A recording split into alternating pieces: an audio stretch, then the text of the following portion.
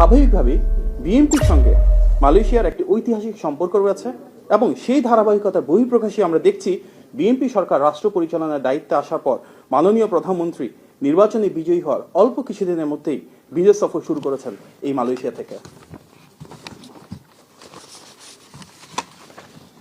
প্রচলিত ধারার বিপরীতে মাননীয় প্রধানমন্ত্রী খুব ছোট একটি প্রতিনিধি দল নিয়ে বাংলাদেশ থেকে এসেছেন। মাননীয় প্রধানমন্ত্রীর সফর সঙ্গী হিসেবে রয়েছেন তার সহধর্মিণী ডাক্তার জোবাইদা রহমান, মন্ত্রী ও উপদেষ্টা পদমর্যাদার 10 জন। এই 23 জন অফিসিয়াল ডেলিগেশনের বাইরেও অতি অত্যাবশ্যকীয় কিছু সাপোর্ট স্টাফ যেমন সিকিউরিটি, প্রোটোকল বা মিডিয়া সংশ্লিষ্ট কর্মকর্তাদের কয়েকজন এসেছেন। বিমান বাংলাদেশ এয়ারলাইন্সের রেগুলার যে ফ্লাইটে আমরা এখানে পৌঁছেছি সেই ফ্লাইটের অন্যান্য সাধারণ যাত্রীদের সঙ্গে মাননীয় প্রধানমন্ত্রীর অত্যন্ত আন্তরিক, সৌহার্দ্যপূর্ণ ও উষ্ণ পরিবেশে দেখা হয়, কুশল বিনিময় হয়। প্রিয় সাংবাদিক ভাই ও বোনেরা, মালয়েশিয়ার মাননীয় প্রধানমন্ত্রীর আমন্ত্রণে বাংলাদেশের মাননীয় প্রধানমন্ত্রী জনাব তারেক রহমান কুয়ালালামপুর আন্তর্জাতিক বিমানবন্দরে পৌঁছালে বিমানবন্দরের ভিভিআইপি টার্মিনালে তাকে ও তার সহধর্মিণীকে স্বাগত জানান মালয়েশিয়া সরকারের ধর্ম বিষয়ক মন্ত্রী জুলফিকলি হাসান ও তার সহধর্মিণী। পরবর্তীতে মালয়েশিয়া সরকারের পক্ষ হতে আমাদের মাননীয় প্রধানমন্ত্রীকে লাল গালিচা সংবর্ধনা ও গার্ড অব অনার দেওয়া হয়। সুসজ্জিত বাহিনীর দেওয়া গার্ড অব অনারের সময় দুই দেশে জাতীয় সঙ্গীত বাজানো হয়। এরপর বিমানবন্দর থেকে মাননীয় প্রধানমন্ত্রীকে বিশেষ মোটর শোভাযাত্রা সহকারে কুয়ালালামপুরের এই শাংগ্রিলা হোটেলে নিয়ে আসা হয়। এছাড়াও মাননীয় প্রধানমন্ত্রীকে স্বাগত জানাতে কুয়ালালামপুর আন্তর্জাতিক বিমানবন্দর থেকে হোটেল পর্যন্ত 50 মিনিটের সড়ক পথে বাংলাদেশ ও মালয়েশিয়ার জাতীয় পতাকা সজ্জিত করা হয়। আজকে পুত্রজয়েও বাংলাদেশের মাননীয় প্রধানমন্ত্রীকে লাল গালিচা সংবর্ধনা প্রদান করা হয়েছে। মাননীয় প্রধানমন্ত্রীকে স্বাগত জানিয়ে সড়ক পথে বাংলাদেশ ও মালয়েশিয়ার জাতীয় পতাকা সজ্জিত করা হয় এবং পুত্রজয়ায় মাননীয় প্রধানমন্ত্রী ও তার সহধর্মিণী ডাক্তার জোবাইদা রহমানের ছবি বিলবোর্ডে শোভা পেয়েছে। আমরা মালয়েশিয়া সরকারের এই আন্তরিকতার জন্য গভীর কৃতজ্ঞতা জ্ঞাপন করছি। প্রিয় সাংবাদিক ভাই ও বোনেরা, গতকাল রাতে কুয়ালালামপুরে পৌঁছানো মাত্রই এখানে স্থানীয় প্রবাসী বাংলাদেশিদের সঙ্গে নেতৃবৃন্দদের সঙ্গে একটি মত সভার আয়োজন করা হয়। সেই মত বিনিময় সভায় বিভিন্ন শ্রেণী পেশার প্রবাসীদের উপস্থিতিতে মাননীয় প্রধানমন্ত্রী তার চিন্তা, আকাঙ্ক্ষা এবং আগামীর বাংলাদেশ বিনির্মাণের সুনির্দিষ্ট রূপকল্প তুলে ধরেছেন।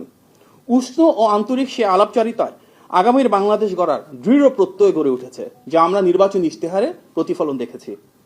প্রায় 1 ঘন্টার আলাপচারিতায় মাননীয় প্রধানমন্ত্রী বাংলাদেশের উন্নয়নে বিদেশে বসবাসরত প্রবাসী ভাই বোনদের ইতিবাচক অবদানের কথা কৃতজ্ঞ চিত্তে স্মরণ করেছেন। আপনারা অবগত রয়েছেন, স্বল্প সময়ের এই সফরে বাংলাদেশের মাননীয় প্রধানমন্ত্রীর সঙ্গে মালয়েশিয়ার মাননীয় প্রধানমন্ত্রীর দীর্ঘ বৈঠক অনুষ্ঠিত হয়েছে। প্রথমে দুই প্রধানমন্ত্রীর মধ্যে একান্ত কিছু বৈঠক অনুষ্ঠিত হয়।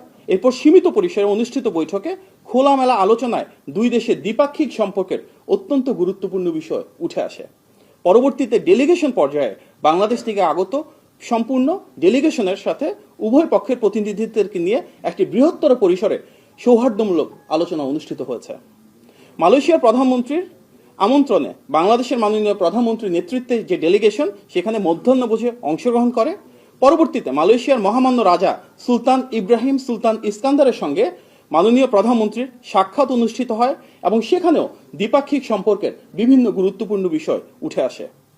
উচ্চ পর্যায়ের এই বৈঠকসমূহে বাংলাদেশ মালয়েশিয়ার সম্পর্কের বিভিন্ন দিক নিয়ে আলোচনার পাশাপাশি আঞ্চলিক ও আন্তর্জাতিক অঙ্গনের পারস্পরিক স্বার্থ সংশ্লিষ্ট বিভিন্ন বিষয়ে মত বিনিময় করা হয়। একই সাথে দুই দেশের সম্পর্ককে নতুন উচ্চতায় নিয়ে যাওয়ার ব্যাপারে দৃঢ় আশাবাদ এবং অঙ্গীকার ব্যক্ত করা হয়।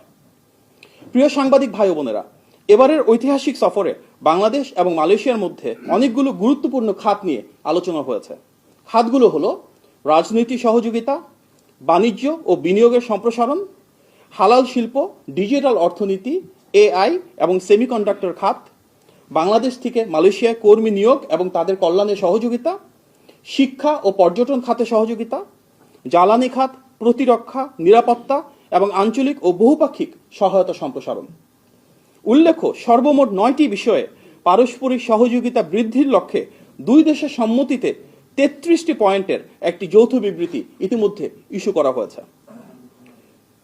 বাংলাদেশের মাননীয় প্রধানমন্ত্রী এবং মালয়েশিয়ার মাননীয় প্রধানমন্ত্রীর যৌথ প্রেস কনফারেন্স